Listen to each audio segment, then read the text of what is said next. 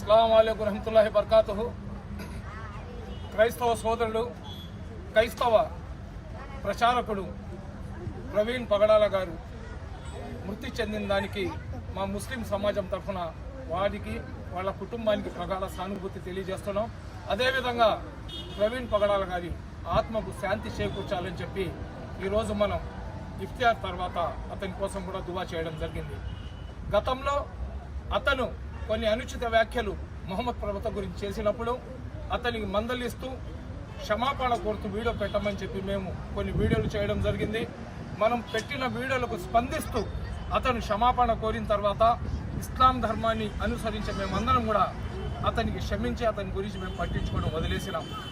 ఏదైతే రాజమండ్రి దగ్గర ప్రవీణ్ పగడాల గారు అకస్మాత్తుగా మృతి చెందారో దాని మీద రకరకాల ఊహాగానాలు వస్తున్నాయి. దీని మీద పోలీసు వాళ్ళు సమగ్రమైన విచారణ జరిపించాలా.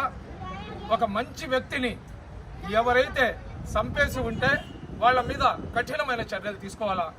అయితే ఊళ్ళో పెళ్లికి కుక్కల హడావుడి అన్నట్లు కొంతమంది అనవసరంగా నా పేరు పెట్టి నన్ను రాద్ధాంతం చేసే ప్రయత్నం చేస్తున్నారు. ఇస్లాం ధర్మంలో ఇస్లాంను అనుసరించే ఏ వ్యక్తులు కూడా ఒక వ్యక్తికి అన్యాయంగా నష్టం కలిగించే పని చేయం. అందులో పవిత్రమైన రంజాన్ మాసంలో చిన్న బిడ్డ కాళ్ళ నుంచి చనిపోయే ముస్లిం వాళ్ళ దాకా కూడా పుణ్యమైన కార్యక్రమాలు చేస్తారు. కానీ ఒక మనిషిని జీవితాన్ని హరించడానికి ఇస్లాం అంగీకరించదు. ఏదేమైనా కానీ అతనికి అది యాక్సిడెంటా లేదా మర్డరా అనేది ఖచ్చితంగా రాష్ట్ర ముఖ్యమంత్రి, అదేవిధంగా లోకేష్ బాబు గారు, అదేవిధంగా హోమ్ మినిస్టర్ గారు, డీజీపీ గారు వీళ్ళందరూ కూడా అన్ని కోణాల్లో విచారణ జరిపించి ఎవరైతే దోషులు ఉంటారో వాళ్లకు ఉరి శిక్ష వేయాలని చెప్పి మేము డిమాండ్ చేస్తున్నాం. ఎందుకంటే మా ప్రవక్తకు చెప్పినప్పుడు ఖచ్చితంగా మేము రియాక్ట్ అవుతాం. మీ దేవుళ్ళకు చెప్పినప్పుడు ఖచ్చితంగా మీరు రియాక్ట్ అవుతారు. క్రైస్తవులకు చెప్పినప్పుడు, యేసు ప్రభుకు చెప్పినప్పుడు క్రైస్తవులు రియాక్ట్ అవుతారు. కానీ అతని ముఖం మేము చూడలేదు, మా ముఖం అతను చూడలేదు.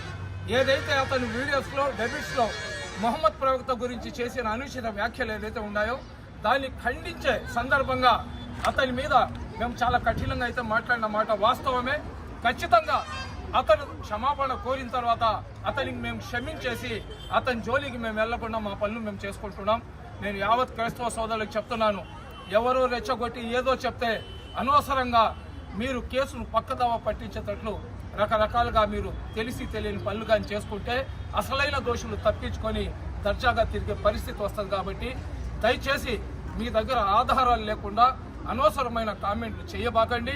అదేవిధంగా ఎవరైతే చనిపోయినాడో అతని ఆత్మకు శాంతి కలగాలని, అదేవిధంగా వాళ్ళ కుటుంబ సభ్యులకు, వాళ్ళ బంధుమిత్రులకు అందరూ కూడా మనశ్శాంతి కలగాలని చెప్పి ప్రార్థించండి. మేము కూడా అల్లా దగ్గర అతని గురించి వాళ్ళ కుటుంబం గురించి దువా చేస్తాం. అస్సలాము అలైకుం.